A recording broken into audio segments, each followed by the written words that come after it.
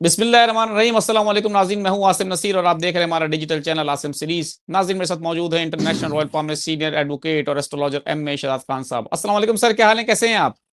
वालेकुम अस्सलाम। बिस्मिल्लाहिर्रहमानिर्रहीम। इन्नल्लाह यामुरु बिल अदली वल इहसान। बेशक अल्लाह हुक्म देता है इंसाफ करने का और एहसान करने का। अल्लाह पाक का बड़ा करम शुक्र अल्हम्दुलिल्लाह।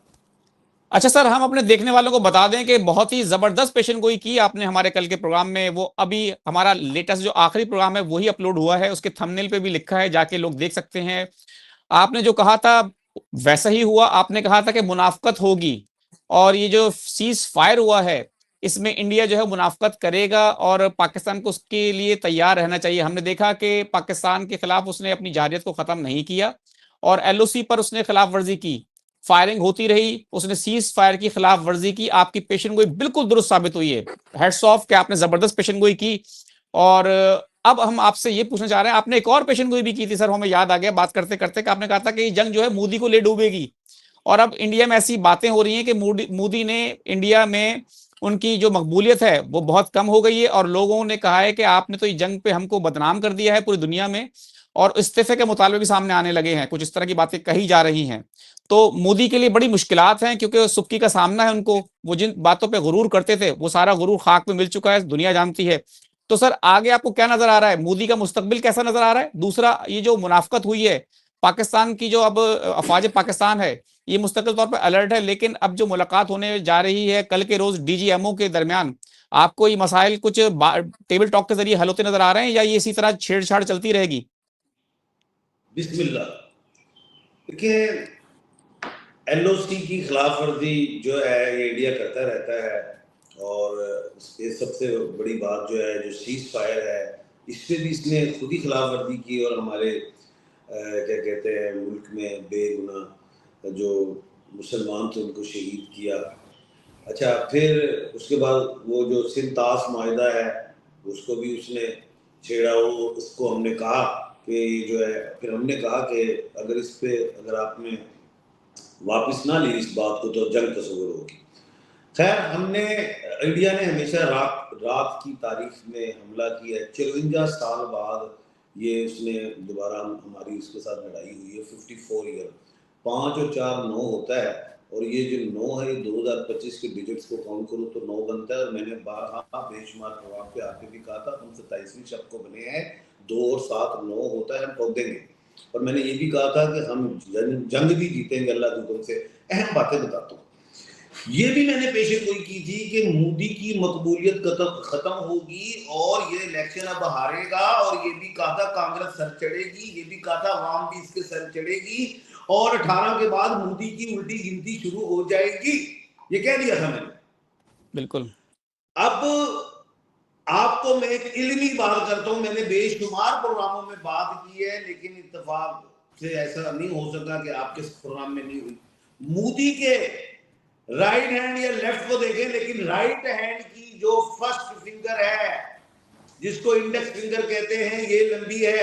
इसने तो इक्तदार दिलवा दिया, लेकिन जो उसकी मोदी की थर्ड फिंगर है जिसको सन फिंगर कहते हैं, रिंग फिंगर कहते हैं, सूरज की उंगली कहते हैं, ये छोटी है इंडेक्स फिंगर से। अब मेरी ये उंगली लंबी है इंडेक्स से, आपकी भी लंबी होगी, लेकिन मोदी का ये हाथ एक्सेप्शनल हाथ है कि उसकी जो ये थर्ड उंगली है जो लंबी होती है फर्स्ट से छोटी है। और मैंने पेशन गोई की थी आतिफ मजीद के चैनल पे, ये मुझे याद है। मैंने 1 महीना 20 दिन पहले ये बात कर दी थी कैसे लोग तरक्की करते हैं, इज्जत पा लेते हैं, लेकिन अब वो टाइम आ गया है कि मोदी तीसरी दफा प्रधानमंत्री बना। पहले तो 2 दफा तो वोटों से बना था, तीसरी दफा सिर्फ मैंडेट चोरी किया है। लेकिन मैंने जो उम्र की लाइन पढ़ी उसमें ये नजर आ गया था कि जिस उम्र में अब है मोदी को डिफेम मिलने जा रहा है अपनी कौम और दुनिया में, हजीमत उठानी पड़ेगी। और ऐसा ही हुआ, ये एकदम रेत के पहाड़ की तरह डिस्ट्रॉय हो गया, खत्म हो गया। इसने अपनी भी हजीमत करवाई, जिल्लत का तोप पहना, और फ्रांस की भी हजीमत करवाई, और अपने मुल्क की अवाम की तौहीन करवाई। वो 19वीं सदी। अच्छा, एक और बात मोदी के हाथ में एक्सेप्शनल है कि उसके माइंड की लाइन ऐसे चलती है और सैटर्न की उंगली के नीचे उसकी माइंड की लाइन गायब है और टेढ़ी है। ऐसे लोग इस एज में आके ब्लंडर कर जाते हैं, गलत फैसला कर जाते हैं। जैसे आप देखें, बिल्डिंग की जो शैरक होती है, दो चीजें होती है, एक वायरिंग होती है, एक पाइपिंग होती है। पाइपिंग लीक हो जाए, घर तबाह। वायरिंग अगर उसमें कोई प्रॉब्लम आ जाए तो आपकी लाइट चली जाती है। तो मोदी के दिमाग की वायरिंग के फ्यूज उड़ गए थे, उसको समझ नहीं आ रही थी मैंने करना क्या है। वो प्रोफेशनल आदमी कुछ सियासतदान नहीं था, वो आश्रम से पढ़ा हुआ इंसान था, वो एक तासीरी इंसान है, उसने कौम बर्बादी 19वीं सदी की जंग वो सोच के बैठा था, उसको समझ नहीं आई ये 21वीं सदी की पाकिस्तान ने जंग लड़ी है। उसके लिए ये जंग नहीं थी, हलवा थी। और उसने अपने ऑपरेशन का नाम रखा था, मोदी ने एक और बेवकूफी की, संदूर मिशन। हमारे मिशन का नाम था, इस मिशन के बाद आईनी दीवार, संदूर मिशन। भाई, हम आंखों से सुरमा नहीं, आंखें भी चुरा लेते हैं। हमने संदूर नहीं, दुल्हन मिले हैं अभिनंदन के बाद। अब वो ट्राई करे माइयो मिशन की।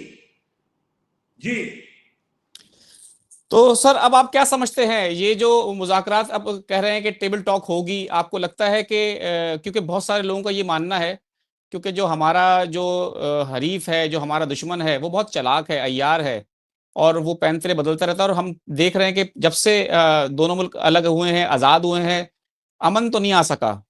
और एक ऐसा दुश्मन है जिसके पास जौहरी ताकत भी है और हमारे पास भी है। तो आपको मुस्तकबिल कैसा नजर आ रहा है कि कोई मामला हल होगा? क्योंकि पानी के मसले पे तो वो हमेशा छेड़छाड़ करते रहते हैं। जो अब अमेरिका बीच में शामिल हुआ है, आपको ये कोई ठोस लगता है इकदाम होंगे इस बार? बिल्कुल ठीक है। पहले तो वो जो मोदी जो जोरी ताकत है, वो जोरी नहीं है, उसको अब तिजोरी में रख ले, वो काम का नहीं है, वो हम ठोक देते हैं। हमने रफेल ठोक दिया तो ये इसका जोरी क्या करेगा। अच्छा, अब बात यह है, मोदी चालाक है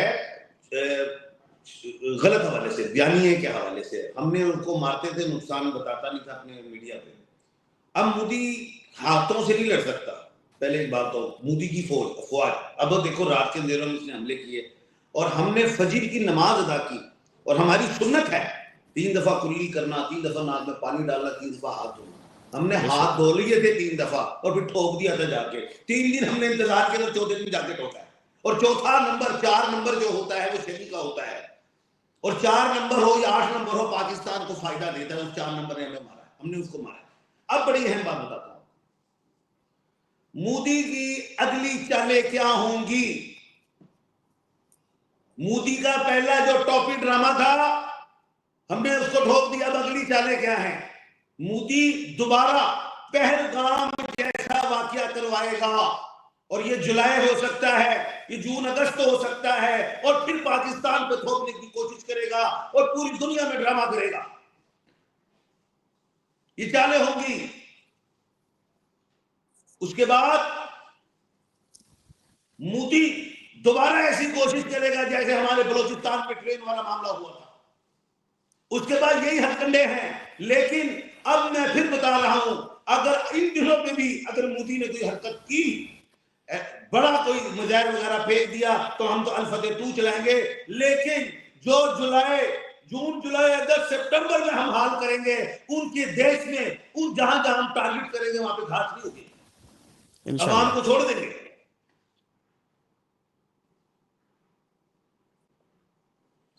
18 मई के बाद मोदी की उल्टी गिनती शुरू। अक्टूबर के बाद मोदी इलेक्शन हारने जा रहा है, जो जहां भी है। कांग्रेस जो है वो, याद रखिएगा, आ रही है मोदी के बाद। बिल्कुल ठीक है, बिल्कुल ठीक है सर, बहुत बीजेपी बहुत हारने जा रही है। और मोदी अब टॉफियां बांट रहा है। बड़े बड़े उसने फैक्ट्रियां तबाह करवा ली और अपनी आवाम को टॉफियां बांट रहा है और कहता है हम तुम्हें लाखों नौकरियां देंगे, हम ये करेंगे। मोदी की आवाम, हिंदुस्तान की आवाम बाशऊर है, वो पहचाने कि हम ये इतना बड़ा जमहूरी मुल्क है, इस जमहूरी मुल्क में हमने 2 नंबर बंदा ऊपर बिठा दिया है जिसने हमारी तजलील भी करवा दी, हमारी मशक्कत भी। इस अवाम को, हिंदुस्तान की अवाम को मोदी के खिलाफ खड़े होना पड़ेगा। वो तो होती रहेगी पेशेंट, कोई मैं कर रहा हूं खड़ी हो गई है। बिल्कुल ठीक है सर, बिल्कुल ठीक है सर, बहुत बहुत शुक्रिया हमें वक्त देने के लिए। नाज़रीन, यहाँ हमारे वीलॉग का वक्त खत्म हुआ। मुझे और एम ए शरफ खान साहब को दें इजाजत। अल्लाह हाफिज।